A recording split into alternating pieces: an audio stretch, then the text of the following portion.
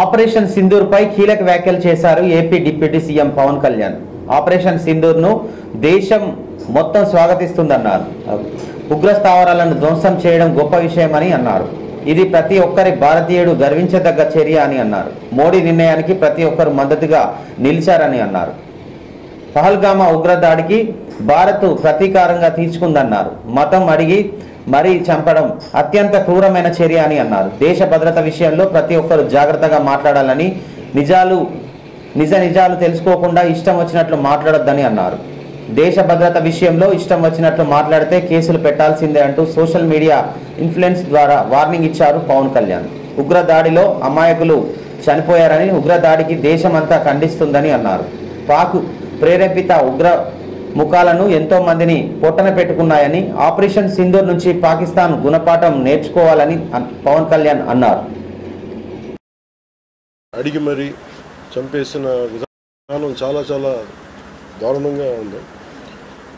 ముఖ్యంగా ఆంధ్రాకి సంబంధించి దాదాపు ఇద్దరు మీరు హిందువులా కాదా అని చెప్పి వారి కుటుంబాల ముందే, వాళ్ళ పిల్లల ముందే, వాళ్ళ సహధర్మచారుల ముందే మ్యాగజైన్ ఎంటీ చేశారు, తల లేకుండా చేశారు. హిందువా ముస్లిమా అనే అర్థం తేల్చుకోవడానికి కల్మా చదవమని. ఇంత ఘాతుకంగా చంపిన తర్వాత దేశం మొత్తం కూడా ఒక డెసిసివ్ యాక్షన్, ఒక బోల్డ్ యాక్షన్ కోసం ఎదురు చూస్తుంది. అది నిన్న రాత్రి జరగటం.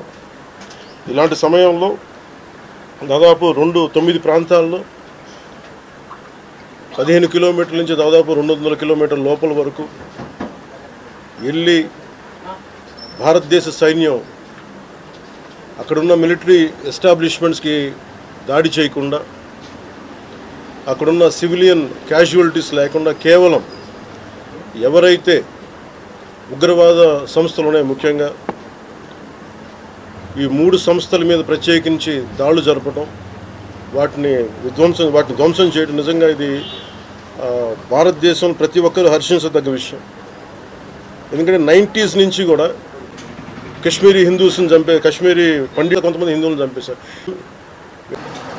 In Lumbini park few decade plus back, in Gokul Chat, this has become a menace. I think under the new leadership of Modi ji, anukunnappudu prati civilian kuda, including all the civilians of our nation, we have a role to play. Make sure any kind of anti-national rhetoric happens on social media. Make sure you give a counter attack. Make sure they'll be brought to justice. Make sure you'll be conveyed to the relevant cybercrime department. They belong. Any kind of attack on who think they're social media influencers, don't comment about army. You don't know the ABC of how to safeguard the borders of this nation. You never know. So please, this is what our నాయకులు ఎవరున్న దేశంలో వాళ్ళు వైఖరి మార్చుకోవాలి, వెళ్ళిపోవాలని statement చేశారు. దానికి Congress party నాయకులు మీపైన అందరూ కాంగ్రెస్ నాయకులు అని చెప్పాలి. Because I choose my words carefully, because I know that I'm accountable for my words.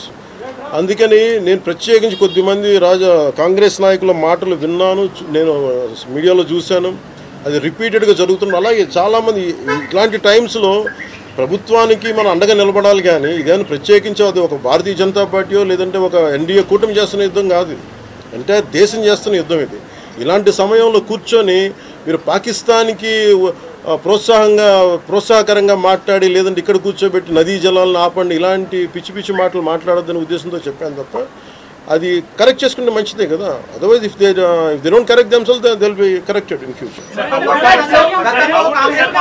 How would you like to react? See, 9 terror organizations or places have been targeted in the Pakistan.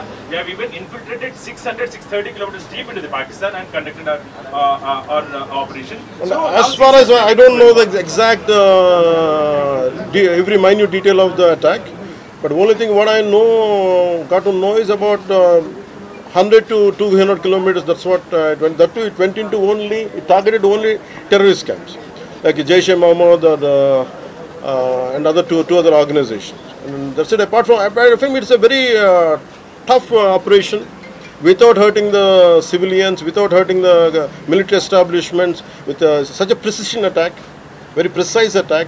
And I think army has, defense forces have done a commendable job, I think. That has to be Pakistan appreciated. Pakistan has threatened to retaliate, and there is concerns of internal security. Is Andhra Pradesh ready for any internal security concerns to face it? So no matter, it's not just about Andhra Pradesh, it's also about Telangana, it's also about every other state. Every state in the country has to be battle ready, including civilians. The shores of, and they're saying the information is government of India with the defense. If you target within the proper political, might do some kind of sound, but at this this kind of